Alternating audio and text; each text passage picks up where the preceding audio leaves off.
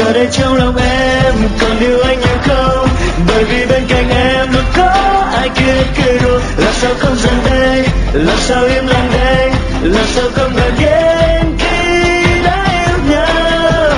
Em ơi anh luôn yêu em, luôn chờ mong em bao đêm. Có những lúc vì trong lòng quá ghen, vì thấy em cười vui cùng ai đó.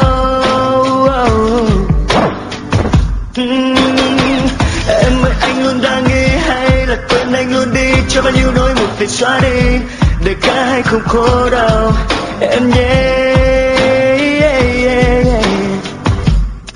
Vậy nghe em, mình sẽ xa nhau một thời gian, mình sẽ yêu thêm một người nữa em nhé, để chứng minh rằng mình yêu ai, để chứng minh rằng mình yêu ai cho dù mất nhau ngày mai. Giờ đây trong lòng em còn yêu anh nhiều không? Em luôn có ai kia, luôn có ai kia cười đùa. Làm sao không giận đây, làm sao im lặng đây, làm sao không hờn ghen khi đã yêu em rất nhiều. Vì sao ta lại yêu một người yêu lại ghen? Vì sao không thể yêu nhau khi đã thứ tha cho nhau? Rồi khi cơn mộng ta, rồi khi cơn giận qua, thật lòng anh chỉ muốn nói rằng anh như em nhiều bóng dáng thiết tha yêu kiểu mình say đắm trong tình yêu thật tuyệt diệu. Khi em nhìn anh thật ngọt ngào, khi em muốn anh vòng tay trao, khi em bên anh phút giây tình yêu thăng hoa.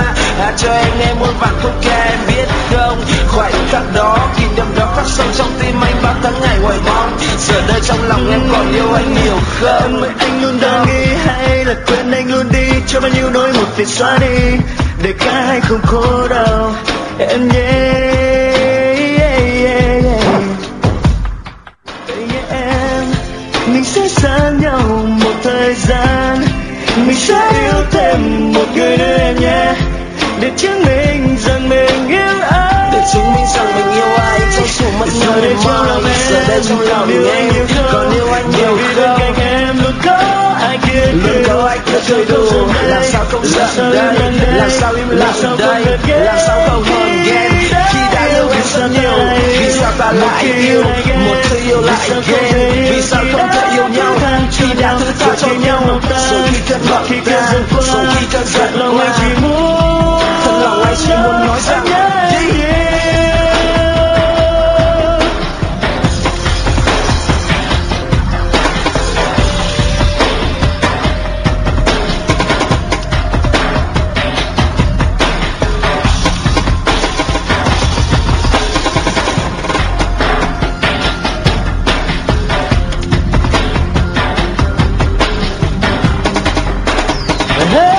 giờ đây trong lòng em còn yêu anh nhiều không?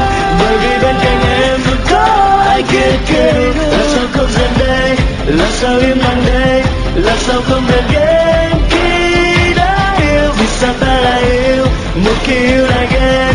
Vì sao không thể yêu khi đã thứ tha cho nhau? Rồi khi cơn mộng tan và khi cơn giận qua, thật lòng anh chỉ muốn nói anh nhớ em nhiều. Anh nhớ em nhiều bóng dáng thiết tha yêu kiểu mình say đắm trong tình yêu thật tuyệt diệu. Khi em nhìn anh thật ngọt ngào, khi em muốn anh vòng tay trao, khi em bên anh phút giây tình yêu thăng hoa. Hát cho em nghe muôn vàn khúc ca em biết không? Khoảnh khắc đó, kỷ niệm đó khắc sâu trong anh bao tháng ngày hoài mong. Giờ đây trong lòng em còn yêu anh nhiều không? Làm sao cho vơi hết đi hờn ghen trong lòng, để vơi đi nỗi nhớ em cô đơn căn phòng trống không? Em vui bên ai, đôi chân mềm mại cố gắng tìm kiếm dù vẫn biết chỉ là hoài công. Một mai thiếu vắng em anh không thể sống, sao em không thứ tha? Bao nhiêu hờn ghen bỏ qua, tìm về hạnh phúc đôi ta, tình yêu trong cánh bay xa.